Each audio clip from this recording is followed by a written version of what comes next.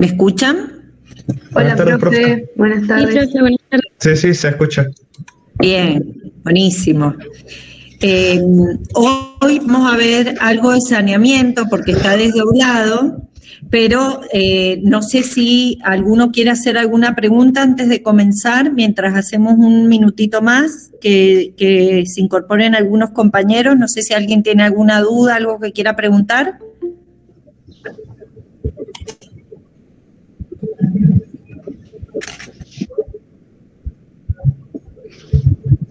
Bueno, ¿cómo les está yendo con el formato virtual? Uno que se anime.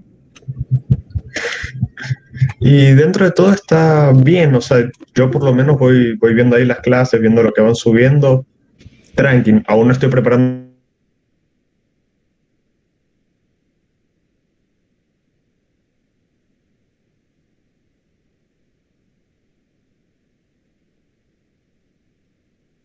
Pero yo creo que presencial sería mejor, o sea, lo que puede ofrecer el profesor sería mucho mejor, es lo que nos decía por lo menos una profesora de penal, que en las clases suelen salir ejemplos de su propio trabajo habitual y nos lo comparte a nosotros para que también vayamos reflexionando y de esta modalidad virtual, que encima Penal Especial no está dando clases virtuales, se pierde mucho eso.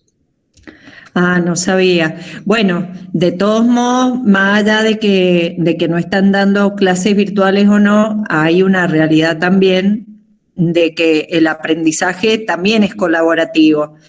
Más allá de que nosotros damos clase, es lindo cuando los tenemos, digamos, presencialmente, porque eso es mucho más rico. Ustedes pueden también conocerse entre ustedes, acompañarse, pasarse material, digamos, todo lo que uno llama del sentido del estudiante y de la pertenencia a la carrera, que creo que es muy importante.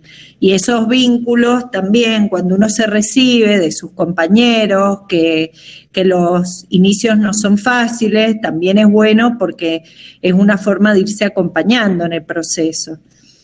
Ojalá Dios quiera, no sé si el segundo cuatrimestre nos gustaría, o por lo menos deseamos algunos profesores que podamos tener alguna instancia presencial, aunque sea consulta, que se puedan anotar voluntariamente para ir, más allá de hacerla en formato virtual, porque en la facultad también tenemos internet, así que podríamos estar virtual y a la vez presencial con algunos alumnos. Creo que eso sería muy importante para mejorar también ustedes su proceso, digamos, en esta carrera. Así que Dios quiera, ojalá pueda ser dentro de poco. Y bueno, siempre sepan que los correos, todos los profesores, por lo menos de la cátedra de contratos, lo contestamos rápidamente. Si necesitan algo, no dejen de preguntar, de pedir, etcétera, porque la idea es acompañarlos también en el proceso. Entonces, en ese sentido, no se preocupen, no molesta, al contrario, igual que si por correo varios necesitan algún horario de consulta, lo han estado haciendo también y lo han estado pidiendo en forma virtual. Más allá de los encuentros que podamos tener, no tenemos ningún problema. Chicos, pidan, digamos, con toda tranquilidad. La verdad que esto nos afecta a todos y bueno, también creo que hace a la calidad profesional de ustedes que puedan tener también el acompañamiento que requieren, más allá de que son profesiones que se hacen con el estudio también individual y se hacen con la responsabilidad individual, siempre el esfuerzo colectivo tracciona y acompaña, así que en eso cuenten con toda la ayuda y acompañamiento que se les pueda dar. Entonces, hoy vamos a ver saneamiento. Acuérdense, yo voy a compartir el Power y no lo voy a abrir completo, ¿sí? Si lo ven muy chiquito me dicen. Hay algunos cuadros que no se van a ver bien porque se van a ver las letras superpuestas, pero como la calidad del Wi-Fi no es buena, a veces no corren las filiminas, entonces también quedamos clavados. Y no me molesta, si tienen alguna pregunta o duda, pueden abrir el micrófono, interrumpen y preguntan, ¿sí? No se hagan problemas por eso. aprovechemos lo más que podamos los tiempos que tengamos. Entonces, el Power ya lo tienen en el aula. Hola, profe. Hola. Quería preguntarle si podríamos grabar esta clase para después compartirla. Sí, yo no tengo ningún problema. Pero creo que usted tiene que poner grabar, me parece. No, yo, a ver, lamentablemente en el servicio que yo tengo no tengo grabar. Si ustedes la quieren grabar, que sé que algunos la graban con el celular o la graban de voz, no tengo ningún problema, pero yo no puedo grabar con el paquete que tengo, al que tengo acceso. Ah, porque yo también estaba intentando y tampoco sé cómo hacerlo, así que si por ahí hay alguien que pueda, se agradece mucho. Bueno, son las cositas que, calculo que la facultad también irá mejorando. Ahora nos han ofrecido algunas otras cositas más para mejorar, pero son aspectos que nos van quedando como pendientes, ¿sí? Bueno, vamos a ver entonces el tema del saneamiento y la obligación de saneamiento. Como siempre, vamos a comenzar con algunas recomendaciones. En primer lugar, cuando nosotros hablamos del saneamiento, van a ver que este Código Civil y Comercial modifica el sistema a como estaba en el Código de Vélez. Hay unas filiminas donde hacemos la comparación. En el Código de Vélez, la evicción y los vicios redivitorios no eran parte integrante, no tenía una regulación integral que las comprendiera, sino que había una regulación con algunos artículos genéricos respecto de las obligaciones del acreedor y después estaban repartidas en distintos artículos. ¿Qué hace este código? Este código viene a unificar bajo un solo título, que es obligación de saneamiento, tanto la evicción como los vicios ocultos. Todo eso está en un solo título, que es saneamiento. Si me preguntan si es mejor o peor, la verdad no lo sé, porque hay cosas que en el Código de Vélez estaban más claras y que en este código, por las fuentes que ha tomado, no están tan claras tampoco, sino que hay que ir viendo cómo lo va a construir la doctrina y la jurisprudencia a lo largo del tiempo para que veamos o completen algunas cuestiones que nosotros podemos seguir hoy. Bueno, quise admitir a una alumna, a ver, ahí lo volvemos a poner.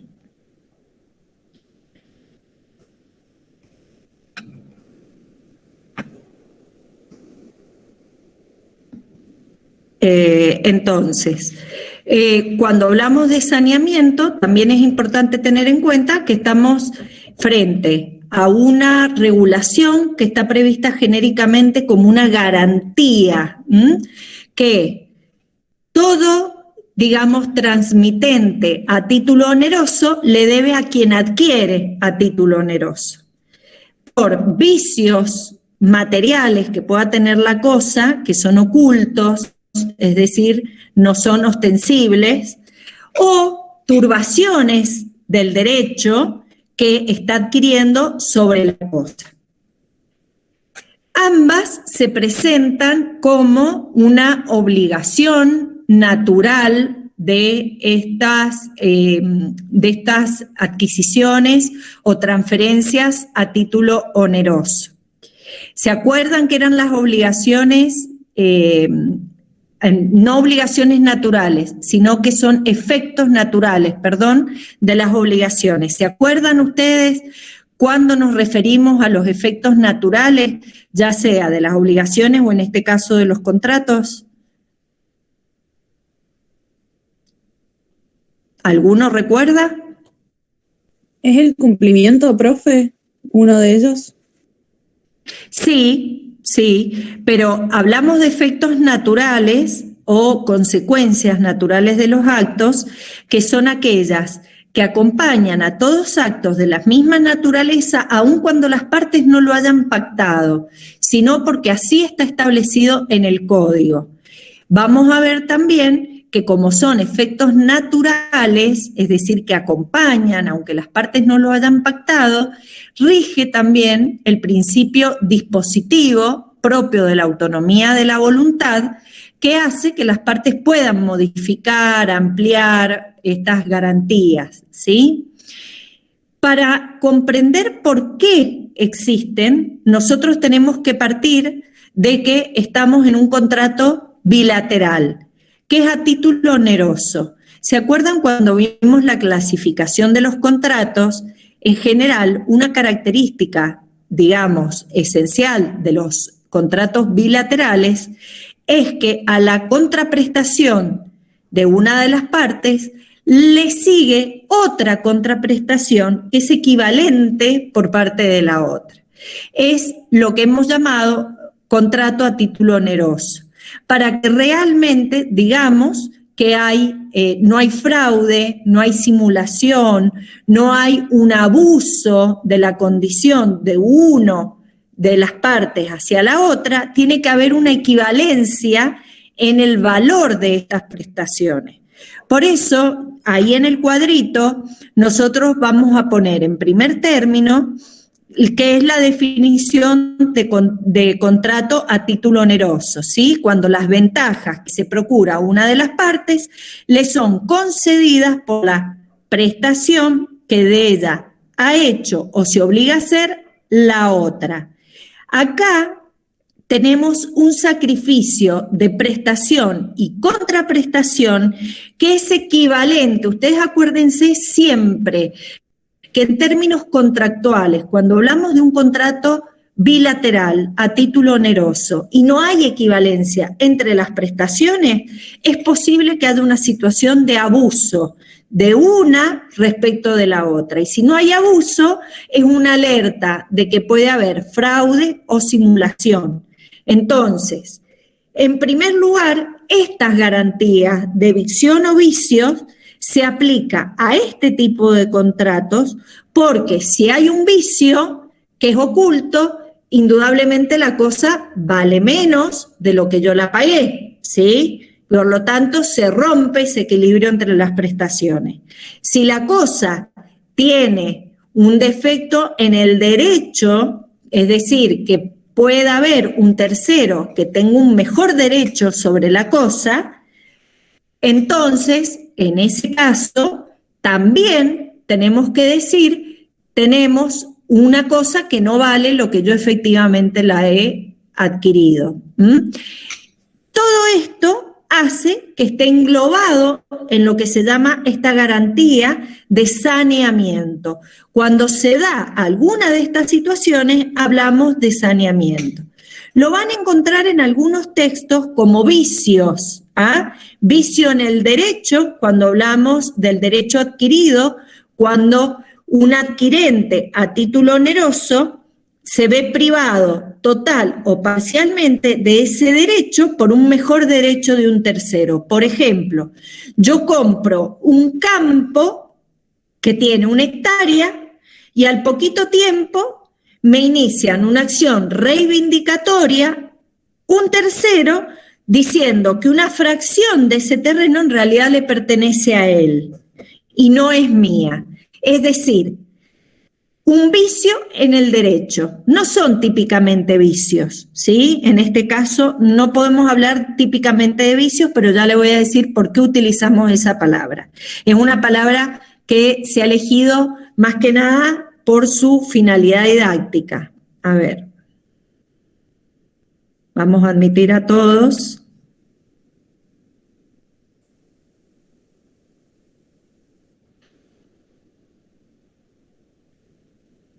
Y volvemos otra vez a este lugar.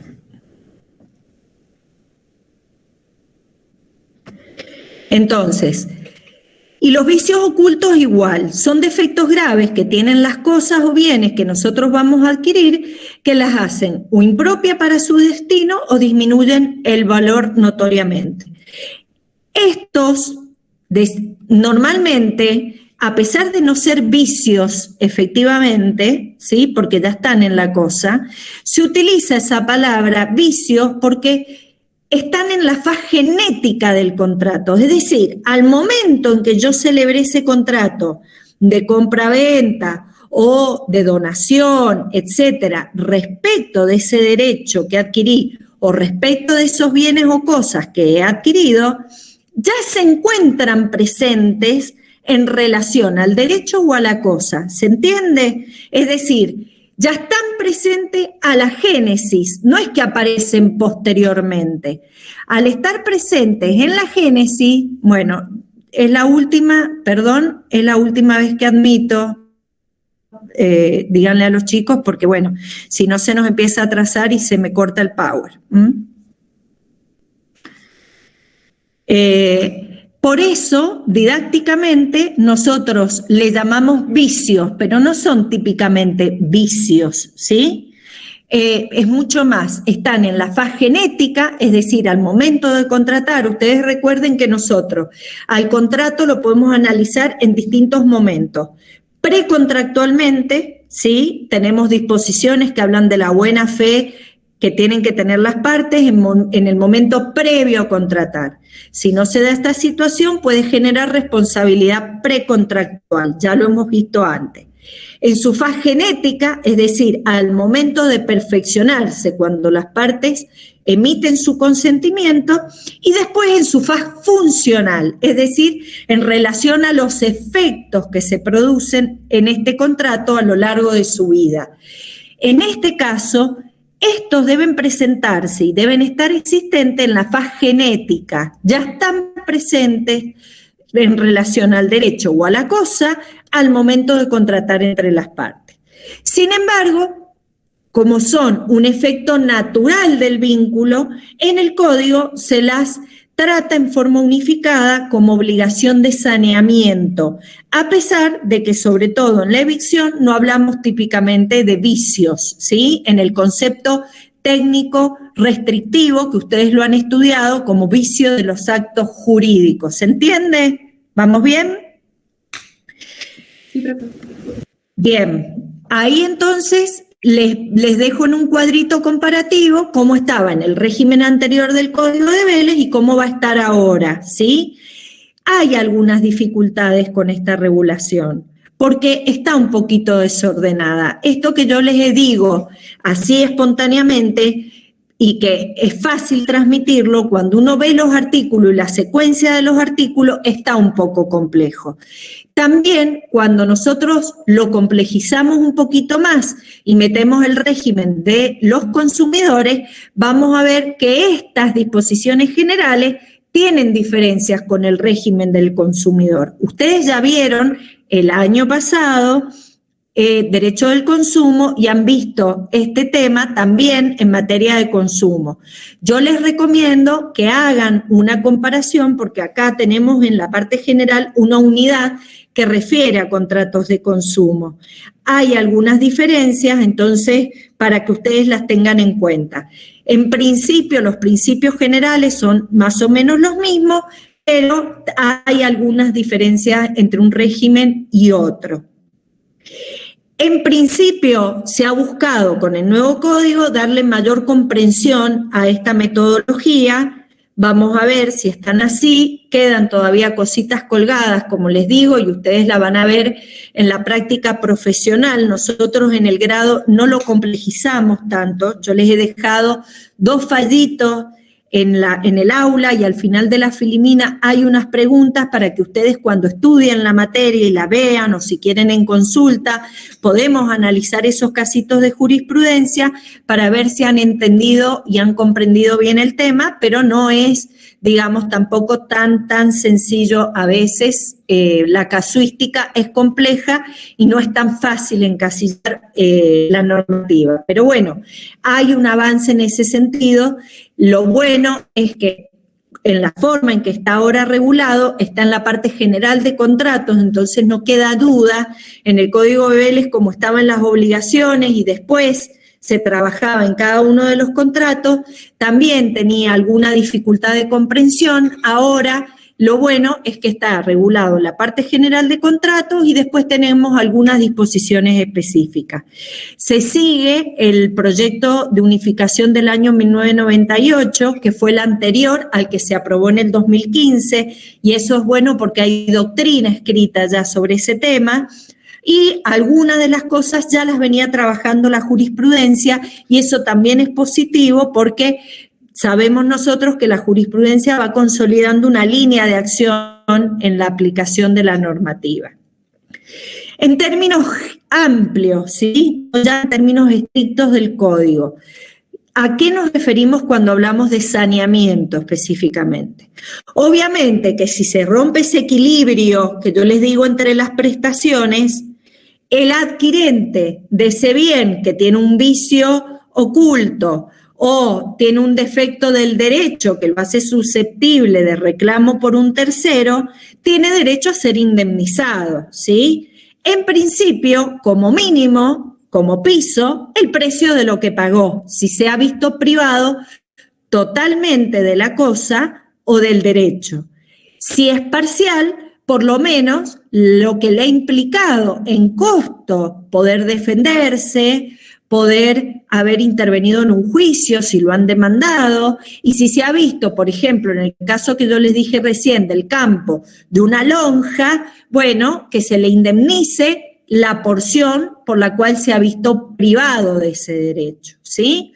Para eso hay reglas específicas que trae el código respecto de quiénes pueden demandar, en qué plazo, en qué casos y qué efectos se producen cuando se producen estos reclamos por parte de terceros. Trata en forma diferente, si fuera el vicio material que tiene la cosa, al defecto en el derecho, ¿sí? El vicio material en la cosa, en principio, cuando se puede reparar, el código, recuerden ustedes, en materia contractual busca siempre preservar el vínculo contractual. Entonces, en principio, lo que se busca es la reparación.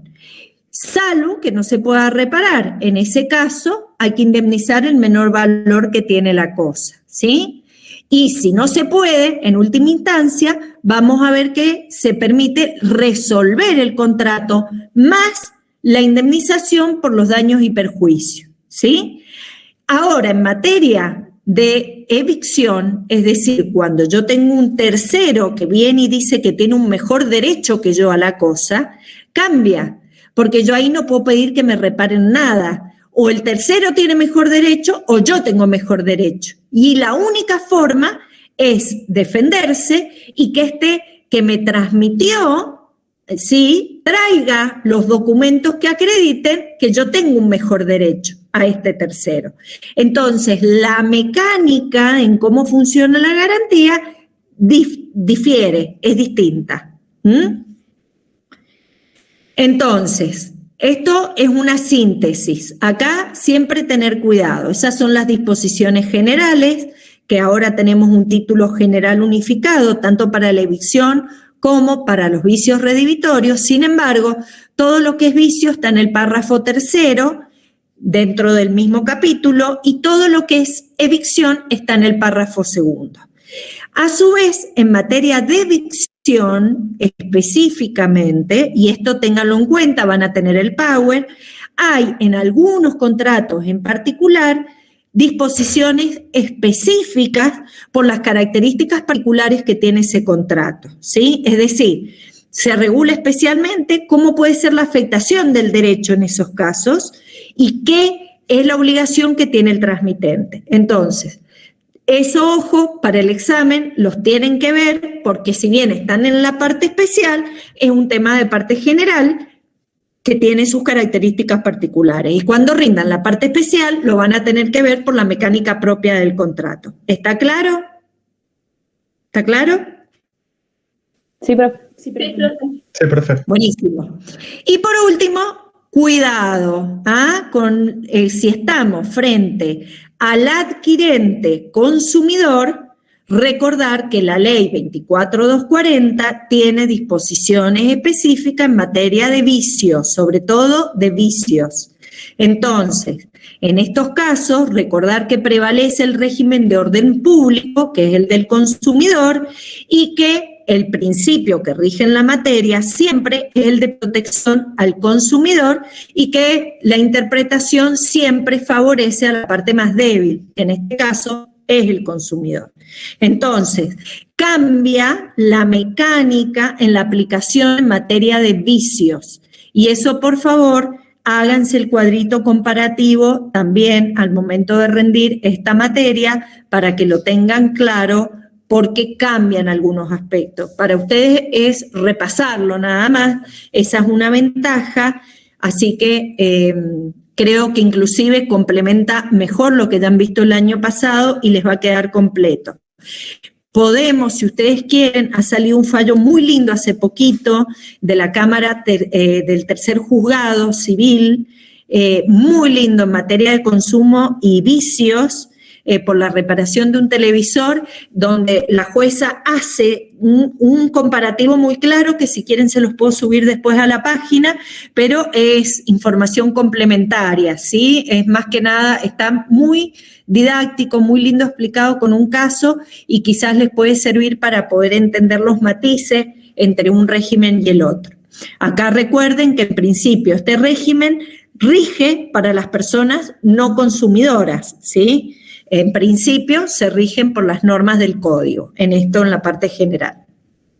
Entonces, ¿quiénes están obligados al saneamiento? Esto es la parte general, el 1033.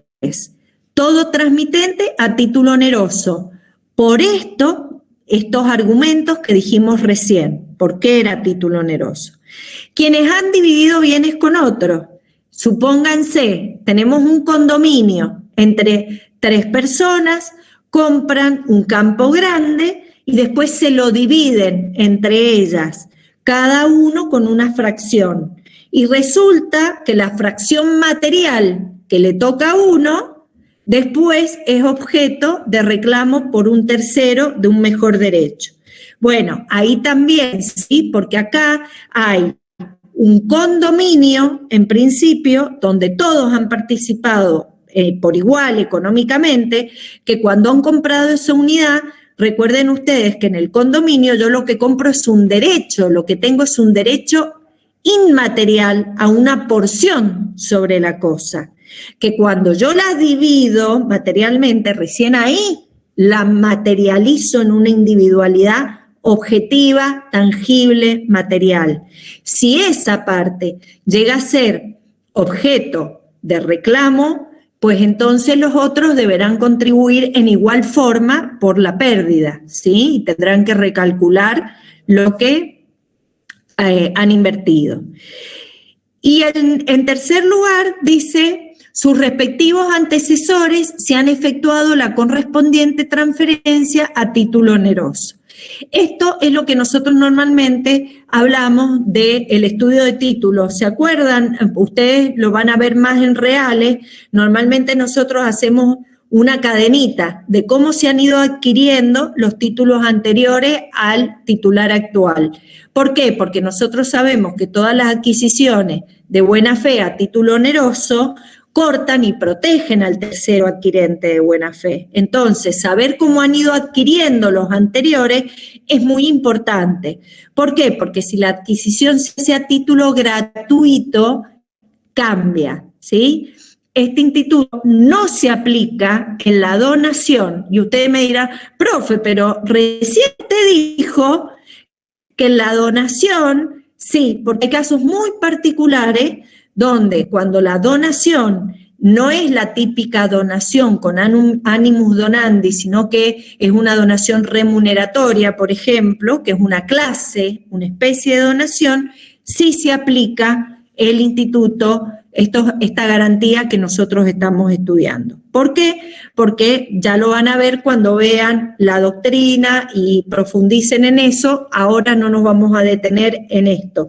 Sin embargo, si después en las consultas quieren preguntar sobre eso, profundizamos, ¿sí? En este caso, el código ha seguido en la organización similar a la del código peruano, la del código chileno, por eso les digo que acá en esta organización hay un seguimiento de la doctrina y la legislación comparada para unificar los institutos, pero bueno, así todos nos han quedado cositas que no están tan claras. Bueno, 1034 no es más que confirmar lo que venimos diciendo, que las garantías comprendidas en la obligación de saneamiento, ¿cuáles son? El obligado a saneamiento garantiza por evicción y por vicio oculto, conforme a lo dispuesto en esta sección, sin perjuicio de las normas especiales. ¿Cuáles son las normas especiales? Las que hemos visto. Ley de defensa del consumidor, específicamente, más esa designación que yo les puse al costadito de los contratos en particular que tienen, sobre todo en materia de evicción, un régimen específico. Esas son los únicos matices.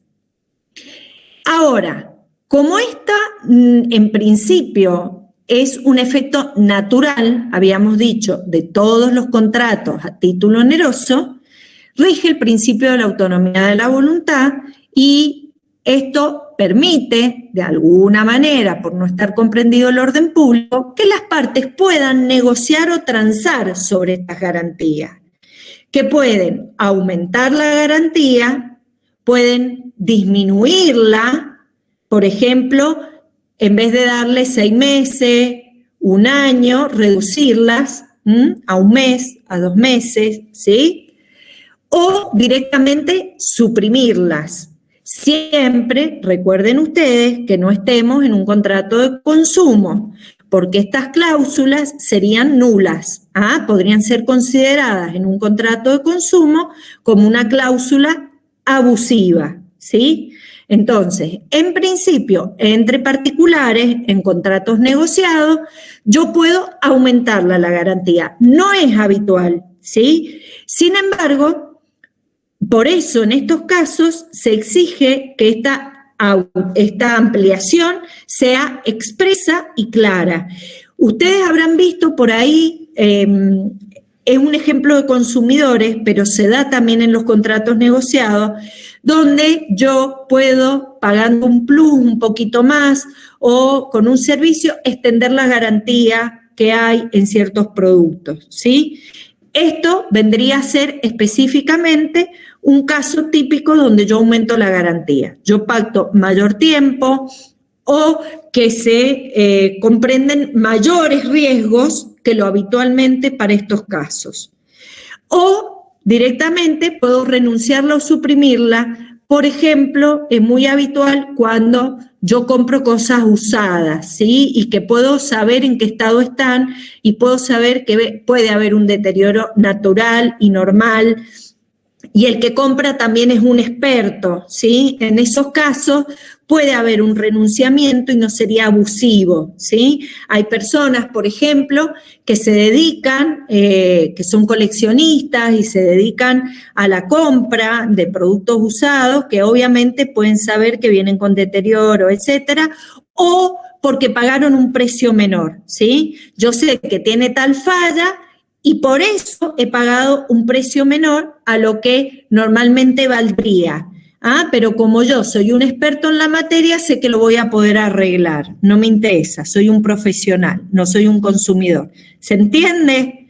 Esto pasa por ahí con algunas personas, por ejemplo, que saben comprar computadoras o algunos otros bienes que vienen con algún nivel de complejidad y que como son profesionales en el área, lo compran mucho más barato y saben que ellos lo arreglan y lo refuncionan y ya está. Pero pagan un precio menor. Sigue habiendo equivalencia. Por eso yo les decía a ustedes, en esto que es muy importante, este equilibrio en las prestaciones. ¿Dónde se revela el equilibrio? En el precio, básicamente. Generalmente, si ustedes, por ejemplo, no sería un caso típico porque siguen siendo consumidores, pero yo se los doy para que ustedes vayan visualizando. Por ejemplo, cuando ustedes han visto en Mercado Libre que uno tiene el bien para que uno lo pueda acercar y generalmente en las características suelen describir, tiene una grieta en tal lugar, esto y lo otro, y suelen acompañar la foto. Esto entre particulares es exactamente igual. Se revela en el precio, ¿sí? acuérdense que acá no estamos en un contrato de consumo. Si estamos en consumo, siempre rigen las normas de consumo. ¿Estamos bien? Bien. Algunos poquitos les veo la cara, justo, así que puedo saber sin que abran los micrófonos, pero cualquier cosa, por favor, me paran. Acá está la cláusula que yo les digo que determina esto, que en materia de consumidores específicamente, sobre todo cuando hay profesionales, hay normativa que se suspende, no se aplica. El 1038 dispone la suspensión de las cláusulas o disminución de esta responsabilidad cuando el enajenante, es decir, el que vende, conoció o debió conocer el peligro de la evicción o la existencia de los vicios. Supónganse, yo vendo un terreno que sé no está mojonado. Aprovecho. ¿Saben qué son los mojones? No, profe. No, lo van a... Yo lo aprendí en derechos reales, les aclaro. ¿Quién dijo que sí? Ay, no. No son los que están en la calle. ¿Cómo? No son los que están en la calle para detener el paso. Bueno, va por ahí, exactamente. Nosotros llamamos, es decir, el término técnico de mojón, y no sé por qué se usa chabacanamente en forma así, en el lunfardo, digamos, tiene otro significado, pero el mojón es una marca, una marca. Normalmente decimos que el terreno o el campo está mojonado cuando se ha hecho la medición y se ponen los postes donde pasan el tendido de alambre que marca, digamos, el terreno, ¿sí? Nosotros tenemos muchas zonas de campo, por la extensión que tiene nuestro país, que si bien están delimitadas en los títulos, no están amojonadas en el terreno. Es decir, no hay postes que determinen el deslinde de un terreno con otro, a pesar de que yo en el título sé que tengo 2 hectáreas, que en términos de derechos reales, cuando lo cursen, cuando hay confusión, se llama título putativo. Yo creía que era este y en realidad era el otro. ¿Por qué? Porque al no haber mojones, al no estar marcado, no puedo saber bien cuál es. Entonces, supónganse que yo compro un terreno que no está marcado, y yo que vendo sé que ese terreno tiene una lonja que está cuestionada, la sabía, pero yo negocié con el otro, como es un terreno que cuesta para sembrar, para hacerlo producir, vamos a disminuir, yo le vendo más hectáreas, pero se las vendo a un precio menor, entonces disminuyo la garantía por evicción. Es decir, en la discusión del título, la renuncia. Ahora, yo como transmitente, enajenante, sabía o podía conocer que esto pasaba, porque yo puedo probar, digamos, el adquirente puede probar de que en algún momento recibió una carta documento o haciendo un estudio de títulos profundo podría haber determinado que esa parte de terreno no era mía, etcétera. ¿Se entiende? En esos casos donde el que enajena conoció, debió conocer el peligro, como hay mala fe en principio, ¿sí? Hay una presunción de mala fe, esas renuncias se tienen también, pueden ser discutidas en juicio. Y si el enajenante actúa como profesional de la actividad que corresponde a la enajenación, ¿sí? Porque ahí estamos hablando de un proveedor.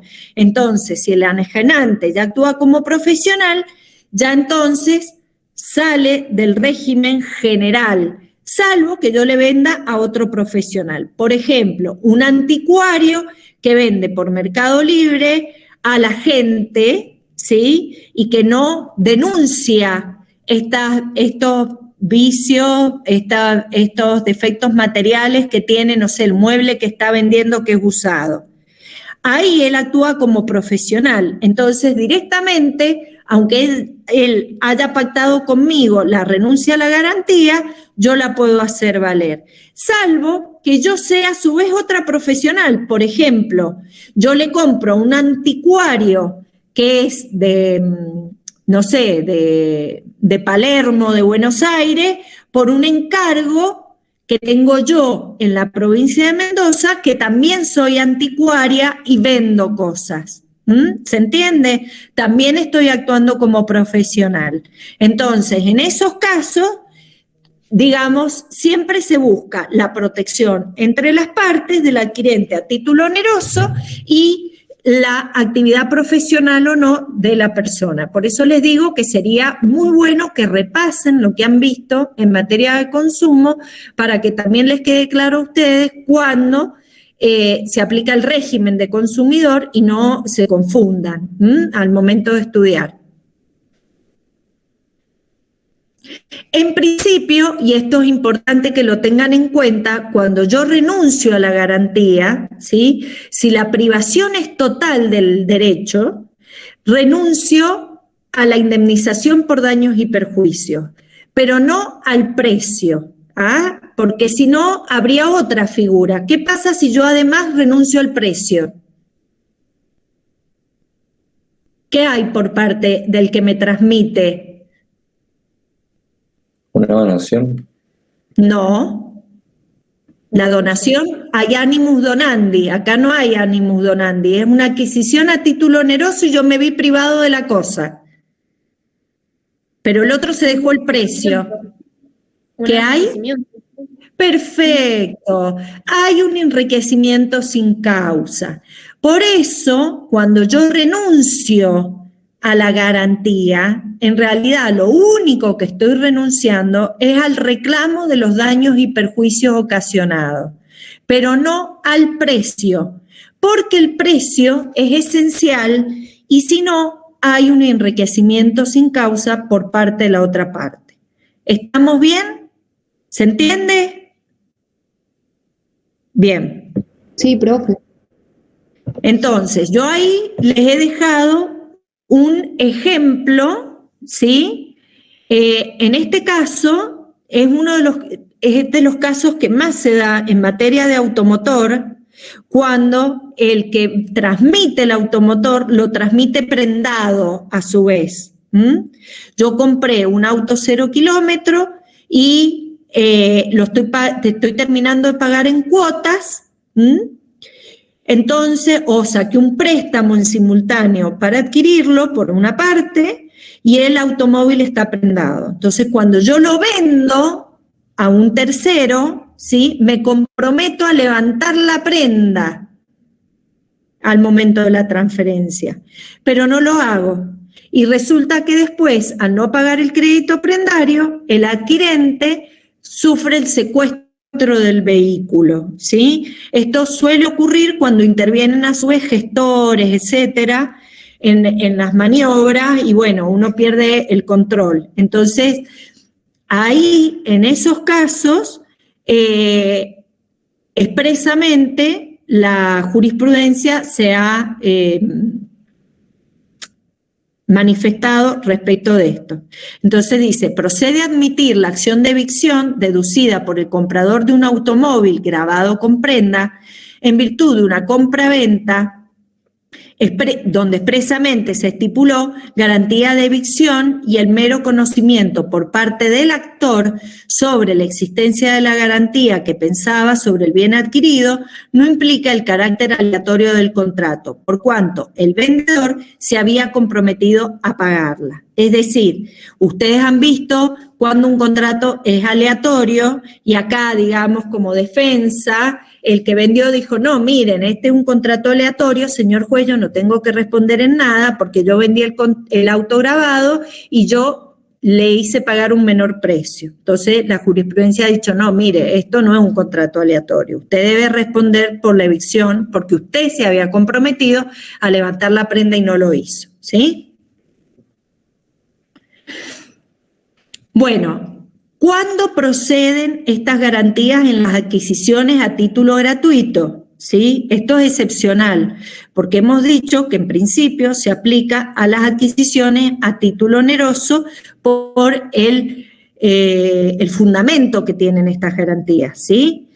En principio, en las adquisiciones a título gratuito, lo que yo puedo hacer es ejercer la acción subrogatoria en relación a los otros transmitentes de aquel que me lo transfirió a título gratuito, ¿sí? Por ejemplo, a mí me donan un campo y el campo ofrecemos la acción reivindicatoria de una porción por parte de un tercero, ¿sí? Si el que me lo donó a mí lo adquirió a título oneroso y todavía no transcurre el tiempo de la prescripción adquisitiva, yo me podría subrogar como donatario las acciones que él tendría como adquirente a título oneroso para demandarle a quien le transmitió la indemnización por daños y perjuicios por la evicción. ¿Se entiende? Pero es por vía de acción subrogatoria, es decir, tenemos una compraventa de un campo entre un sujeto A y un sujeto B. El sujeto B que adquiere le dona ese mismo campo a C y C, que es un adquirente a título gratuito, recibe la notificación de una demanda de reivindicación por una porción de ese campo. Yo C no puedo demandar a B por evicción porque me lo ha donado a título gratuito, pero como él lo compró para donarlo, podría subrogarme en la acción de él para demandar a quien le transfirió a él a título oneroso. ¿Se entiende? Bien. Ahí igual tienen el ejemplo ahí. Específicamente, la garantía de evicción sí funciona en una sola clase de donación. Ahí les he dejado el artículo para que cuando ustedes estudien vean que tiene que ver con las donaciones remuneratorias. Cuando ustedes lo estudian, lo ven, cualquier cosa lo vemos en consulta. Bueno, efectos de la obligación de saneamiento, así en términos generales.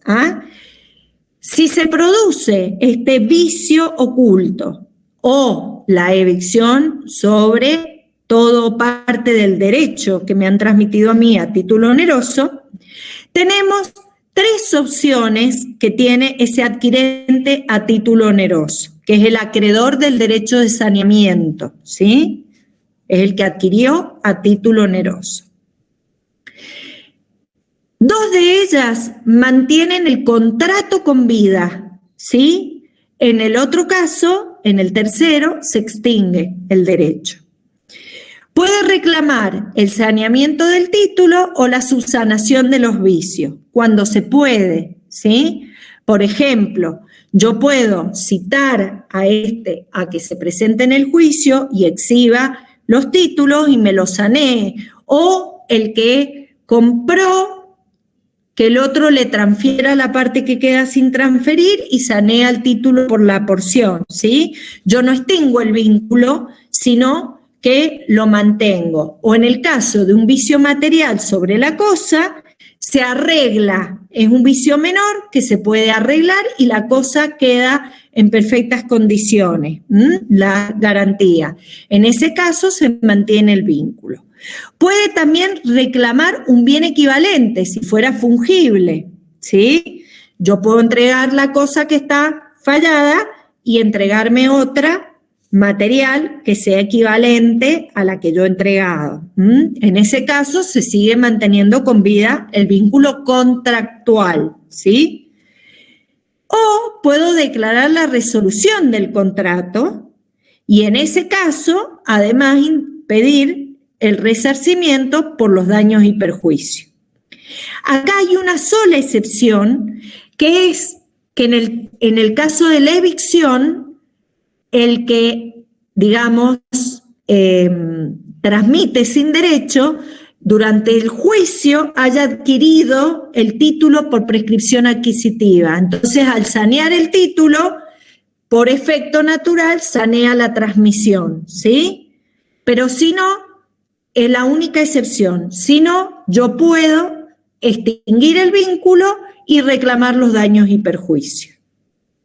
Por eso yo les decía, parece claro, pero cuando entramos y vamos viendo de a poquito se complica un poco. De todos modos, con un poco de jurisprudencia y eso lo van a ir entendiendo mejor. Bueno, la responsabilidad por daños y perjuicios. Hemos dicho que la obligación de saneamiento comprende, en principio, siempre el precio, cuando la privación es total, ¿sí? Más los daños y perjuicios que ha causado ese vicio o la privación de ese derecho. En estos casos, dice, el acreedor a la obligación de saneamiento también tiene derecho a la reparación de los daños y perjuicios previstos en el artículo. Ese combo va siempre de la mano, excepto, y acá estas excepciones tienen que ver con la mala fe del adquirente. En el caso anterior, nosotros vimos que había mala fe en el que transmitió.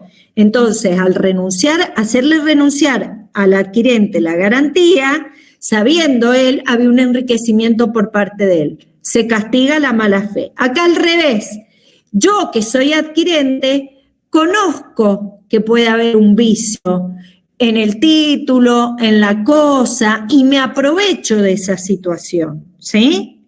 Entonces, en principio, esa actitud de mala fe también es castigada por la normativa. ¿En qué caso el adquirente no puede reclamar?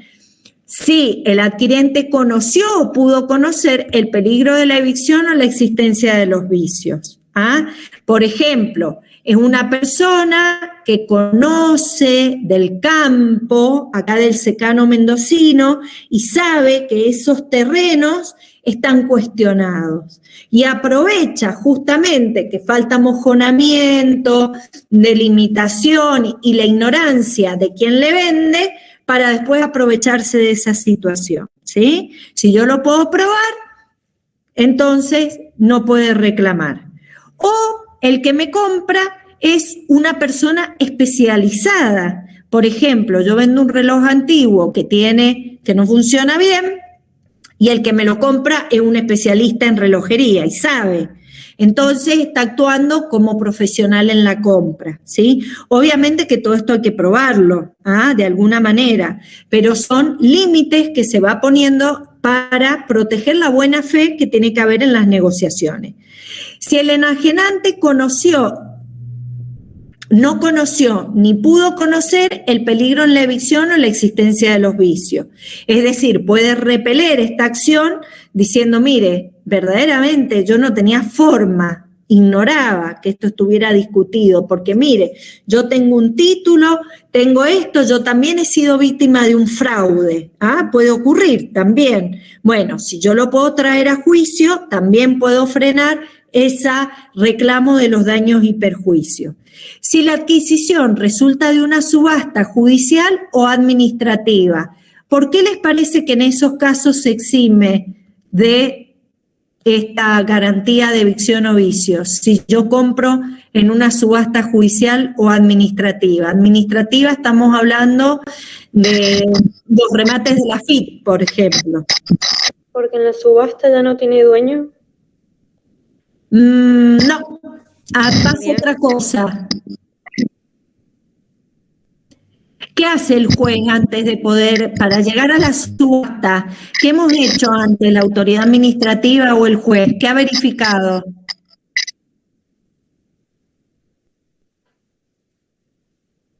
¿Ha verificado los títulos? Bien, ha verificado los títulos y generalmente si hubiera alguna duda en el edicto donde se publica, se pone esa condición. Eso hace sanear. El que compra, compra de buena fe. ¿Sí?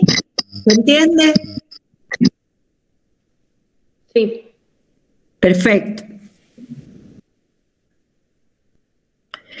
Bueno, este es muy sencillo cuando hay pluralidad de bienes, es decir, yo vendí en conjunto como un todo indivisible, un lote de bienes, debo responder en forma indivisible, ¿sí? Si yo los vendí separadamente, respondo separadamente. Lo mismo ocurre por los sujetos. Si la cosa fue vendida por condóminos, en conjunto responden todos juntos. Si la cosa fue vendida por parte, por cada uno, responde cada uno individualmente. En eso, en principio, no hay inconveniente, se aplican las mismas reglas que ustedes ya vienen estudiando desde privado parte general, ¿sí? Bueno, vamos específicamente a la evicción. Hasta acá hemos visto todo en términos generales, la obligación de saneamiento. ¿Cuándo especialmente hablamos de evicción? Cuando hay una privación total o parcial del derecho, no estamos hablando de un defecto o de un vicio material en la cosa o en el bien, estamos hablando del derecho, hay una privación total o parcial en el derecho patrimonial que sufre el adquirente o sus sucesores en virtud de un vicio de ese derecho adquirido, hallándose comprometida dentro de la privación toda turbación de ese derecho vicioso adquirido, ya sea respecto de la propiedad del mismo o del uso de ese derecho. Yo le he puesto una definición de Calvo Costa porque el código no define con tanto detalle así la evicción. Hace una definición genérica. Esta definición comprende todo lo que implica la evicción, ¿sí? En principio, el caso de la evicción, yo vendo un campo de 1 hectárea donde en, 20 metros cuadrados tengo una acción de reivindicación por una porción de ese terreno por parte de un tercero. Ahí yo sufro una privación que es parcial. Podría sufrir una privación total, es decir, que una persona reclame a todo ese campo un mejor derecho. Por ejemplo, porque lo adquirió por prescripción adquisitiva antes y ahora titulariza el 100% del terreno, ¿sí? O del campo. También comprende las turbaciones de derecho, es decir, yo estoy en posesión del bien y a mí me demandan judicialmente reclamándome una porción. Ese reclamo judicial es una turbación de derecho, ¿sí? El problema va a venir con las turbaciones de hecho, es decir, los actos materiales que hacen que yo no tenga una posesión pública y pacífica de el bien. Y ahí vamos a ver cómo lo resuelve y las críticas, que vamos a ver que en esto no ha sido muy feliz, sí, el código, en principio. Bueno, ahí tienen la organización. Cuando hablamos de evicción, vamos entre los artículos 1044, desde el contenido de la responsabilidad, exclusiones, citación por evicción, gastos de defensa, cesación de la responsabilidad, régimen de las acciones y prescripción adquisitiva. Recuerden que acá lo que se afecta es el derecho que yo he adquirido, ¿sí? Y la turbación, yo les dije, es por un juicio. Entonces, vamos a ver qué efectos hay en ese sentido. ¿Cuál es el fundamento? El fundamento sigue siendo el mismo. El equilibrio entre las prestaciones. Y a su vez, acá, como el defecto se encuentra en la génesis del contrato, lo otro que se afecta es la causa del contrato. ¿Nosotros se acuerdan cuáles eran los elementos esenciales del contrato? ¿Alguno que libere el micrófono y que se anime a decirlos? La causa, el objeto. ¿Y qué más? Bien, sujeto, objeto, causa. Y cuando hablamos de sujeto, hablamos de consentimiento, ¿sí? Y causa, específicamente en materia contractual, hablamos de la causa fin. Acá, este defecto congénito, que está en la génesis del contrato, porque está en el título, ¿sí? Afecta la causa. Y al afectar la causa, de alguna manera, también está afectando un elemento esencial del contrato. Es decir, que no solamente estamos protegiendo el equilibrio entre las prestaciones, sino que a su vez se afecta cuando una persona se ve privado de ese derecho, que no ha nacido porque está en la génesis ese defecto en el derecho, hablamos que hay una afectación de la causa, ¿sí? Entonces, yo les he hecho un cuadrito acá, para que les quede a ustedes si les sirve o no, pero en principio, nosotros tenemos el adquirente que le transmite a otra persona un derecho a título oneroso. Cuando transmite a título oneroso, el que transmite ese derecho al adquirente le está garantizando la existencia de ese derecho y la legitimidad de ese derecho.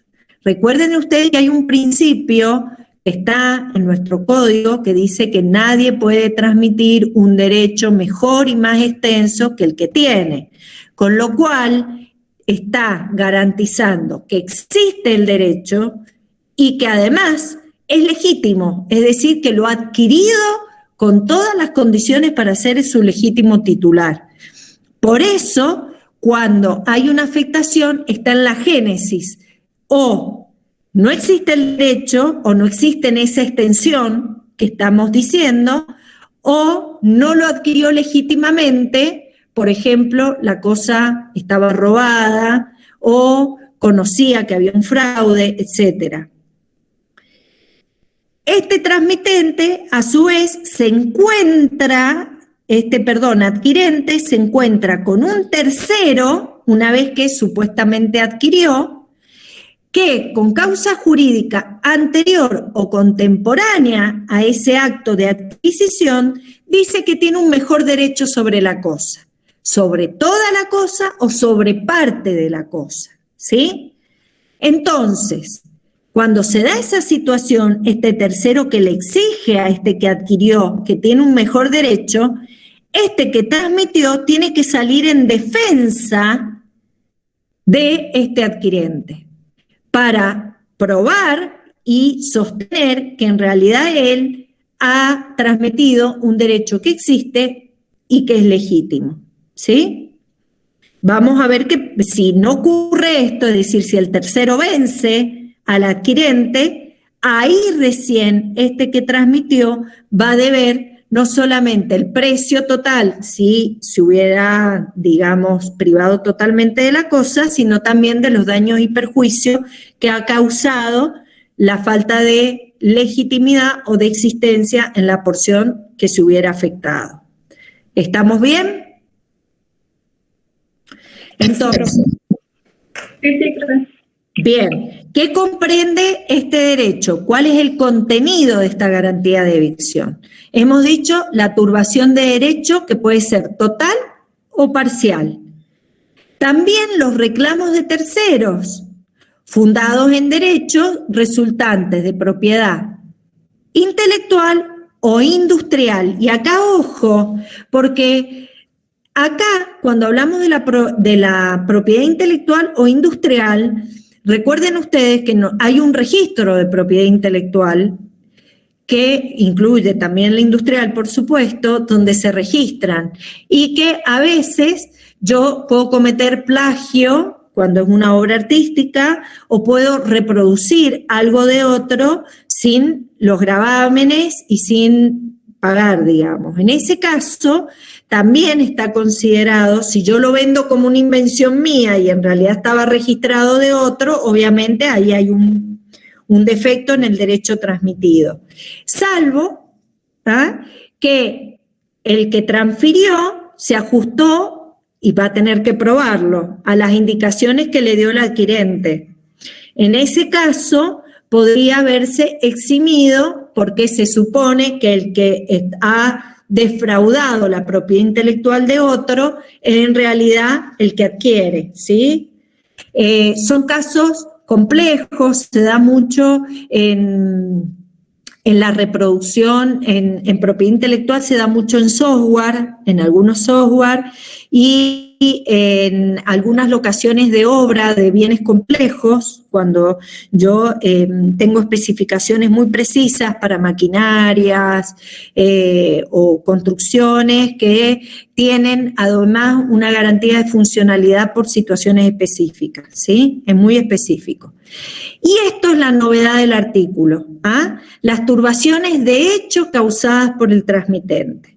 ¿Por qué? Porque en principio la evicción, desde el Código de Vélez y desde el derecho romano, como nosotros la venimos conociendo, siempre, digamos, era una garantía que protegía las turbaciones hacia el derecho, no de hecho. Porque para las situaciones de turbaciones de hecho, es decir, cuando me están tirando piedra, cuando me tocan el timbre permanentemente, cuando se me meten a la casa, ¿sí? Por ejemplo, 3 condóminos que son hermanos, que venden una casa y uno de los que vendió se mete igualmente estando ya vendida la casa. Esa es una turbación de hecho.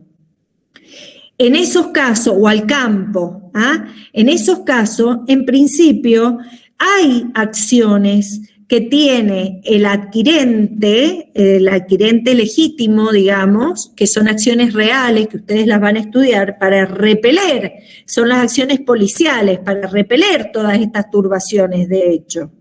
Sin embargo, el código ahora permite que cuando esas turbaciones de hecho son del transmitente, igualmente puedan ingresar como evicción. Por supuesto, ¿qué reclamaremos acá? ¿Qué les parece? No vamos a reclamar el valor de la cosa. Básicamente, ¿qué vamos a reclamar? La abstención. ¿Cómo, perdón? Que se está. Hace un poco, no te alcanzo a escuchar. Sí, pero lo que vamos a reclamar son los daños y perjuicios, ¿sí? Que bueno, se podrá combinar o no con una acción policial que ustedes van a ver en materia de derechos reales para repeler toda turbación de hecho en relación a la propiedad, ¿sí? Pero en principio lo que yo voy a reclamar acá son solamente los daños y perjuicios. En principio, no dice el código que solamente, les pido que cierren los micrófonos porque si no se siente ruido. Ahí está, gracias. En principio, el ámbito natural donde más se juega esta garantía es dentro de un proceso judicial, ¿sí? Cuando aquel que adquirió, me voy a ir 2 cuadritos más allá, cuando este adquirente es demandado por el tercero que alega un mejor derecho, ¿sí? El adquirente, cuando es demandado por este tercero, tiene que citar al transmitente como garante a ese juicio, porque si éste prospera en su pretensión, la sentencia va a ser cosa juzgada también contra el transmitente para que lo indemnice. Sin embargo, el código no lo circunscribe solamente a los casos de litigio, con lo cual podría ocurrir que este tercero tenga un mejor derecho y reclame extrajudicialmente al adquirente. Y ya se visualiza que tiene mejor derecho, entonces el transmitente igualmente debe responder por esta garantía, ¿sí? Es decir, que tanto sea dentro de un proceso judicial o extrajudicial, también están comprendidos estos reclamos dentro de la garantía de evicción, ¿sí? A su vez, esta evicción puede afectar todo el derecho, lo priva de todo el campo, ahí decimos que es total, lo priva de una parte del campo, es parcial. Y también puede ser cualitativa o puede ser cuantitativa. Cualitativa en cuanto a la extensión del número de objetos o, en este caso, se puede superponer a la totalidad. O cualitativa, la calidad. Por ejemplo, yo adquirí un campo en que ignoraba que había una servidumbre de electroducto o sí, de electroducto. La servidumbre de electroducto es la servidumbre, por ejemplo, que tiene DEMSA para los posteados de luz, para el tendido de luz. Es un servicio público y es una servidumbre de orden público, ¿sí? Yo ignoraba que la tenía, entonces adquirí un dominio que creí que era pleno, pero en realidad es menos pleno, ¿sí? Lo que está afectando es la calidad del derecho, en cuanto a su calidad, ¿sí? Está más limitado. Puede recaer sobre cosas o sobre bienes, porque hemos visto que se pueden afectar los derechos de propiedad intelectual, ¿sí? Y puede provenir del enajenante o también de un tercero. Entonces, acá nuevamente yo les he hecho un cuadrito para que sobre esto que venimos hablando, estamos hablando siempre de contratos bilaterales, transmisiones a título oneroso, donde se transmite un derecho del transmitente al adquirente a título oneroso. Y hay una turbación de hecho, en este caso, del transmitente. La pregunta, si es del transmitente, ¿no hay incumplimiento contractual? Bueno, son de las discusiones que ustedes van a encontrar en los libros, ¿sí? Y de algunas críticas que le hacen al régimen. En general, si yo no quiero resolver el contrato por incumplimiento, ¿sí?, podría reclamar evicción por la turbación de hecho para los daños y perjuicios y combinarlo a lo mejor con una acción policial para repeler las turbaciones de hecho de esas que van a estudiar en derechos reales. ¿Cuál es el problema? Si desnaturalizamos o no el Instituto del Saneamiento. Porque en general estamos hablando de una garantía sobre el derecho y la calidad del derecho, ¿sí? No sobre turbaciones de hecho. Pero bueno, como es solo sobre en relación al que transmitió, podríamos decir que se podría, a los efectos de delimitar los daños y perjuicios. Tiene más una función también combinatoria, que se cese esa turbación. Pero bueno, no es tan simple, ¿sí? ¿Cómo es el tema de la mecánica o el funcionamiento? Ahí nuevamente voy a tratar, a ver, después lo achicamos. ¿Lo ven al cuadro completo? Sí, profe. Bien. Para que vean ustedes, este Power después yo les aconsejo seguirlo con la lectura del código, ¿sí? Para que a ustedes les quede bien clarito cada uno de los supuestos.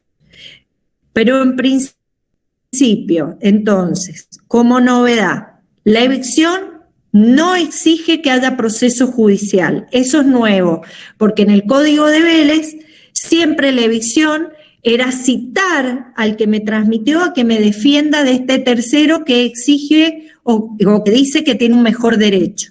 Este reclamo del tercero en la turbación de mi derecho puede ser judicial o extrajudicial. Esto es como novedad.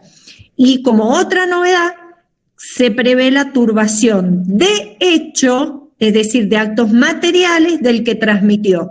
El ejemplo que yo les di recién, que 3 condóminos venden un campo y uno de los condóminos sigue entrando al campo, a pesar de que ya se desprendió del bien. Esa turbación de hecho puede entrar dentro de la evicción.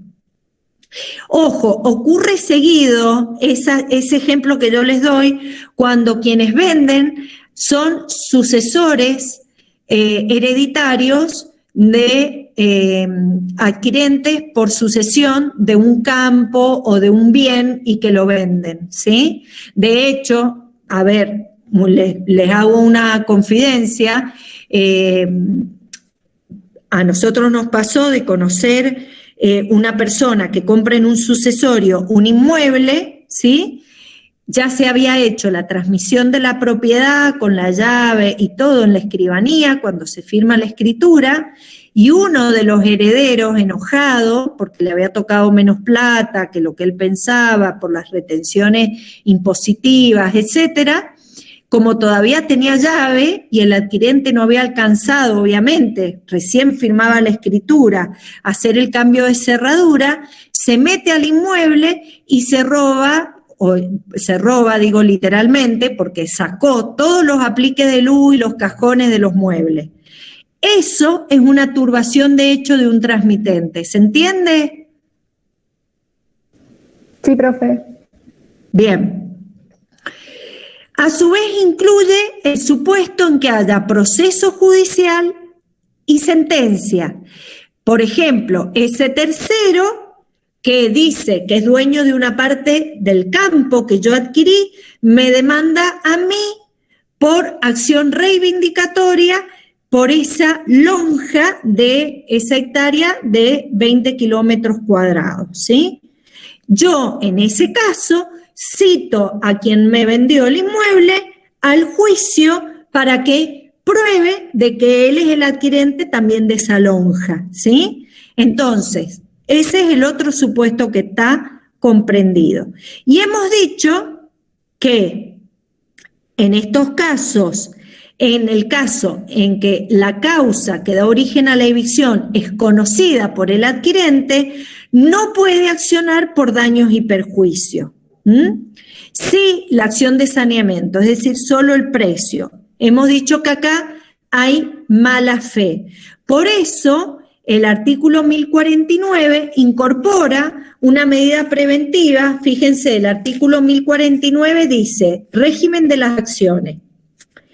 El acreedor de la responsabilidad dispone del derecho de declarar la resolución, es decir, además de la indemnización, yo puedo pedir la resolución. Si los defectos, en el título afectan el valor del bien al extremo que de haberlos conocido, el adquirente no lo habría adquirido o su contraprestación habría sido significativamente menor. B. Si la sentencia o el laudo produce la evicción. Supónganse que de ese campo, en vez de 20 metros, es casi la hectárea completa, más de la mitad. Con lo cual, yo que había comprado el campo para hacerlo producir, la verdad es que no lo hubiera comprado de haber conocido la situación. En esos casos, yo además puedo pedir la resolución del contrato, por eso incluye el precio más los daños y perjuicios, ¿sí? Ahora eso está bien explicitado dentro de la normativa. Bueno, ¿cuáles son las exclusiones? Fíjense cómo vamos, del 1047 al 1045, nos vamos para arriba. Esto que yo les digo, que al estar una parte general de obligaciones de saneamiento y después regular evicción y vicio consecutivamente, hace que de alguna manera nos tengamos que ir moviendo para arriba también para poder comprender cómo aplica el instituto completo, ¿sí? Pero bueno, es una dificultad que estudiándolo no van a tener ningún problema, quédense tranquilos. Me interesa que si por ahora vamos bien, ¿van entendiendo? Sí, profe. Bien. Entonces, la responsabilidad por evicción no comprende específicamente, queda excluido de la evicción. Las turbaciones de hecho causadas por terceros ajenos al transmitente. Obviamente, acá tenemos el hecho de un tercero por el cual no se debe responder, que es un principio también que ustedes han estudiado en obligaciones, y para esto el adquirente tiene las acciones reales, ¿sí? Que protegen el dominio, que ustedes van a estudiar en derechos reales. Entonces, en principio, obviamente están excluidas. Las turbaciones de derechos provenientes de una disposición legal, que son las servidumbres forzosas. Yo compré el campo y después de que lo compré, surge la traza de una servidumbre de electroductos. Después, para el tendido de luz eléctrica, o una ruta nacional que atraviesa para poder generar la comunicación más fluida entre dos localidades, ¿sí? yo ahí no podría decir que hay evicción, porque vienen por disposición legal. La evicción resultante de un derecho de origen anterior a la transferencia y consolidado posteriormente. Por ejemplo, yo compro un campo que está siendo poseído por un tercero de mala fe, ¿sí? Pero que lleva casi 20 años de posesión pública, pacífica e ininterrumpida en posesión material de ese inmueble, ¿sí? En esos casos, la causa tiene origen anterior a la transferencia y se consolida la adquisición del derecho de este tercero.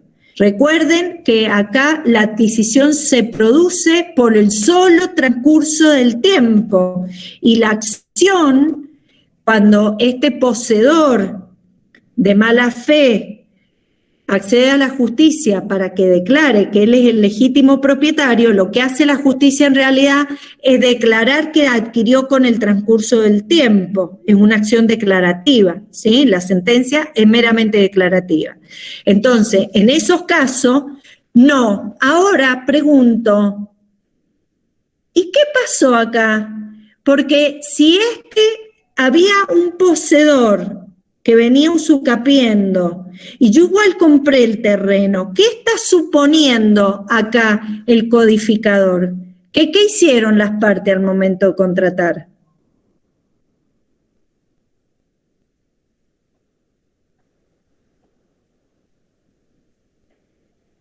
Esto es una pregunta de lógica natural, ¿eh? No tiene nada que ver con... Está normado... ¿Se había acordado eso? No.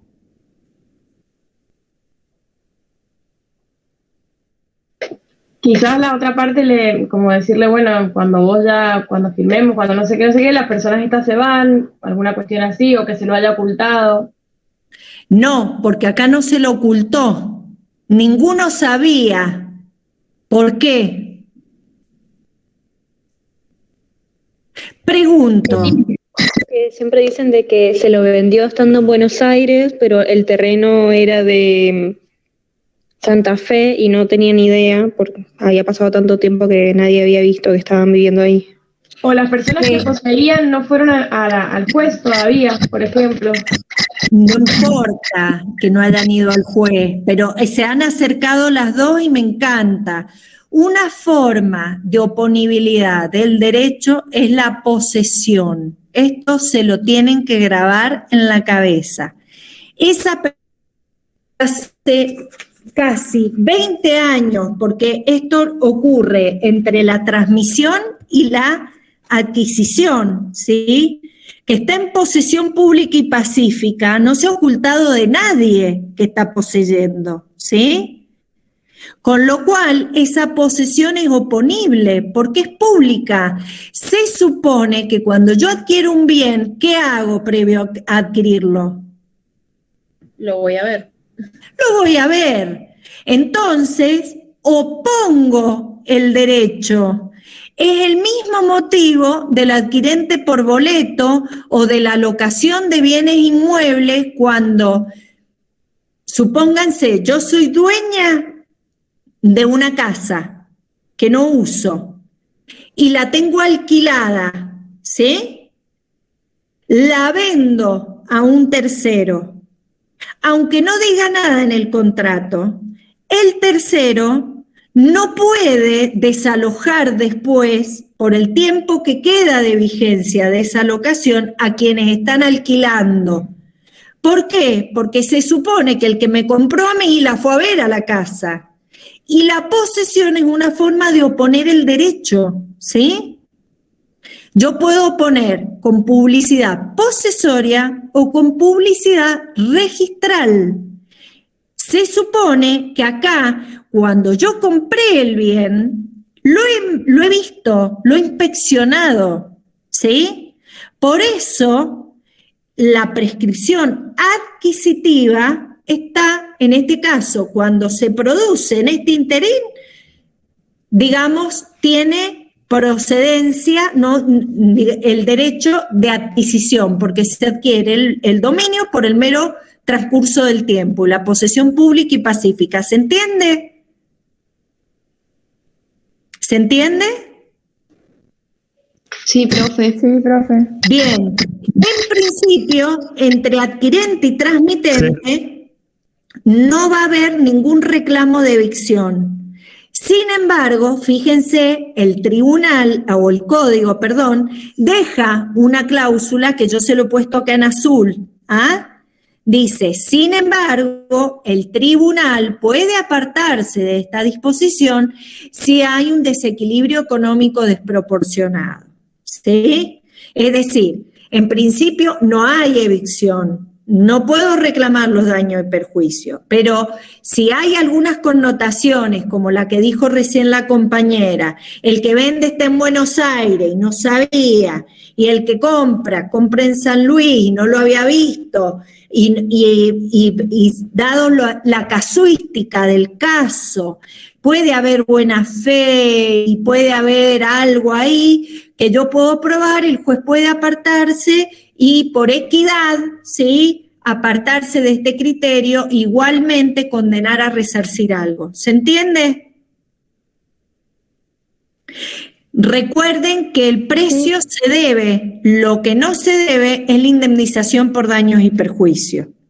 Sin embargo, acá el juez podría dar algún plus de daño si es que lo considera por el contexto en que se ha dado la situación. ¿Sí? ¿Está bien? Sí.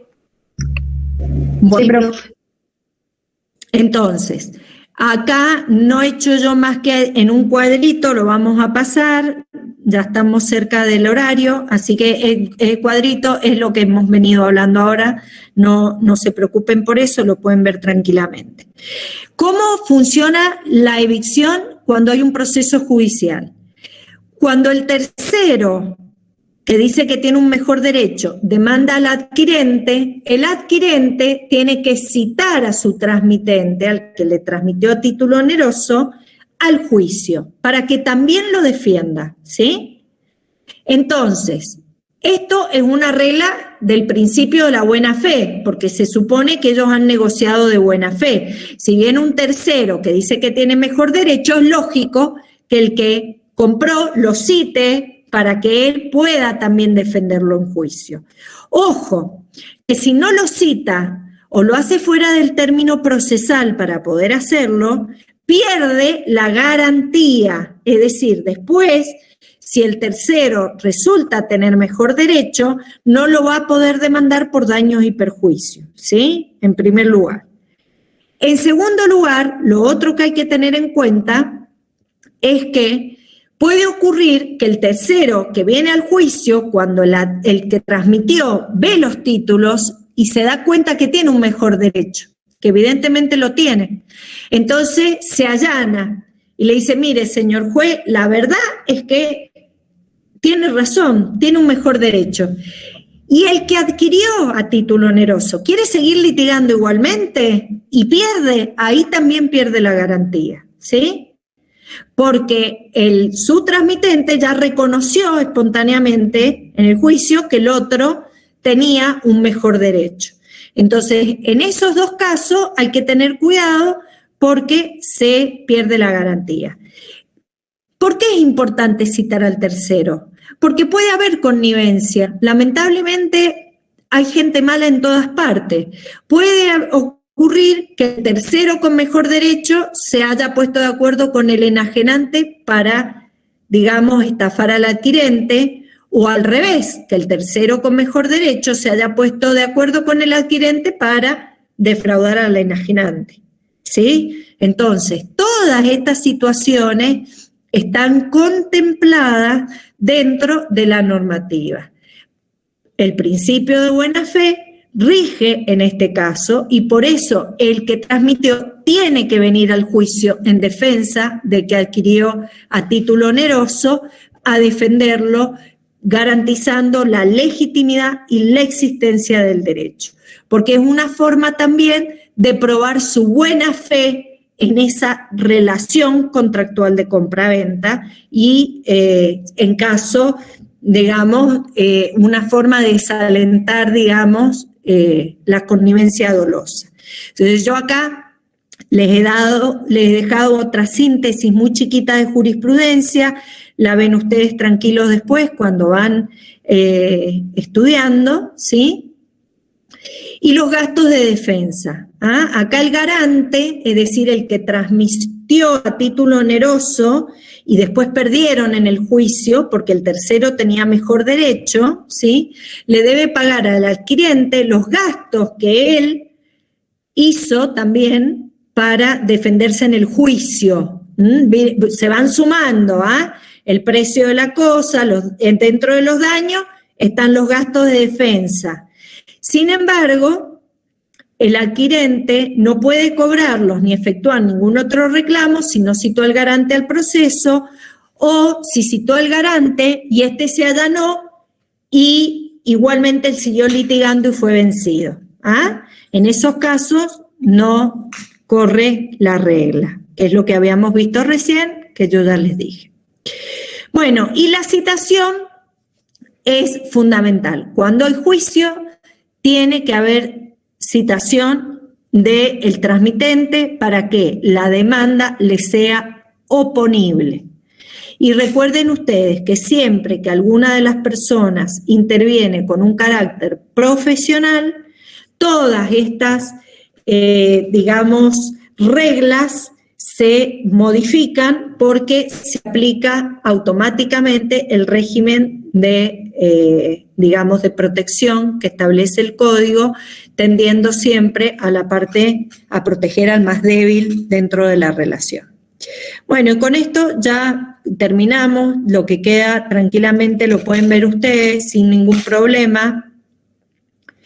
Quiero saber si han entendido, si ha comprendido en términos generales. La primera vez pueden quedar dudas, obviamente, pero me interesa que ustedes me digan si más o menos están bien o si hay dudas para que después cuando aborden puedan apoyarse en lo que hemos visto hoy, más los libros y el Power para poder estudiar. Tienen 2 fallitos de jurisprudencia al final del Power, que yo corté la filimina, pero tienen ahí las preguntas, quiénes son las partes en litigio, cómo se resuelve, qué normativa se aplicó, para que ustedes puedan hacer también un análisis aplicando el código del caso. Que si quieren, como ya estamos en la hora de la clase, lo podemos ver o en un horario de consulta o específicamente en algún otro momento, cuando ustedes quieran lo vemos. ¿Estamos bien? ¿Alguna pregunta? Profe. Sí. Ahí está. Ahora sí. Profe, hace rato mencionó en la diapositiva de la responsabilidad por evicción, el vicio revitorio, con la diferencia del derecho al consumidor. Y dijo que, no sé, dijo que había algo que usted podía pasar para ayudarnos un poco a sintetizar eso. Sí, lo que yo les dije, el fallo, les subo, ya les voy a subir entonces un fallito a la misma unidad de hoy, le voy a sumar un fallito más de la tercera Cámara Civil, pero les dejo aclarado que es de consumo específicamente, que está muy lindo, es un fallito nuevo que ha sacado el tercer juzgado civil, perdón, no la tercera Cámara, que hace un análisis de la evicción y vicios en consumo que creo que les puede ayudar muy bien porque está aplicado en un caso, en este caso era un televisor que tenía fallas y que les puede ayudar para distinguir bien un régimen y otro. Sin embargo, ojo, que ustedes consumidores ya lo vieron el año pasado y lo que hemos visto nosotros ahora es el régimen, digamos, del Código Civil y Comercial cuando no hay consumidores, ¿sí? Sí. Perfecto. Sí, Mili. ¿Algo más? Había algo más que era bastante chiquitito, que no me acuerdo, que mientras lo íbamos hablando, lo dijo en su momento, pero yo lo quería anotar. Era en el artículo 140 de responsabilidad por daños. Sí. Cuando la hecha a riesgo del... cuando resulta de la subasta judicial o administrativa. Había dado la explicación de cómo el juez hace sanear el título previo a la subasta. Porque No cuando... me lo podía repetir para anotarlo. Sí. Cuando hay subasta judicial o hay una subasta administrativa, por ejemplo las que se dan en la FIP, hay un estudio del título en forma previa y en el edicto se colocan todas las características. Entonces, de alguna manera, quien adquiere en la subasta adquiere saneado el título. No se dan las otras compras, por supuesto, o compras-ventas. Es un caso muy particular. El edicto en el que se establecen las características del bien, no lo entendí, perdón. Las características del derecho y las características del bien que se está subastando. Bien, gracias. ¿Alguna otra pregunta? Yo, profe, muy específica, pero quería saber si yo, por ejemplo, soy hijo de, digamos, yo hago una turbación de hecho y soy hijo del transmitente. No soy ajeno, entonces, ¿sí se incluiría o cómo sería? Y habría que ver, porque recuerden, habría que ver qué edad tiene el transmitente. Perdón, el hijo del transmitente. Porque sí. si es un menor de edad, está representado por sus progenitores. En ese caso, responde. Ahora, si no es menor de edad, ya no. Ah, bien. Sí, profe, eso me había surgido también, porque había pensado en el mayor de edad y quería saber si era familia, igual ya no era ajeno. Entonces hay que distinguir eso. Exactamente, si es mayor de edad responde por sus propios actos y no es el transmitente, con lo cual ahí hay un hecho de un tercero, ahí juegan las acciones reales, salvo que yo pudiera probar que hay una connivencia dolosa entre el hijo y el padre, y ahí habría que dar a criterio del juez si los elementos de prueba son suficientes para que yo pruebe que hay una connivencia dolosa y que el que me transmite lo usa a su hijo para turbarme a mí porque él se quiere abstener. ¿Se entiende? Sí, profe, perfecto. Bien. ¿Alguna otra pregunta? Profe. Sí. Yo no terminé de comprender lo de la turbación de derecho y de hecho. O sea, entendí con el ejemplo, pero no, si me sacan del ejemplo no sabría cómo definirlo. O sea, no entiendo bien la diferencia entre las dos. La turbación de hecho es un acto material de turbación. Por ejemplo, abren la puerta e ingresan, abren la tranquera y entran, tiran escombros, basura, ¿sí? Esas son turbaciones de hecho. La turbación de derecho no ocurre nada de eso, pero yo le digo a usted que esa cosa en realidad es mía, porque yo tengo un título mejor que el suyo.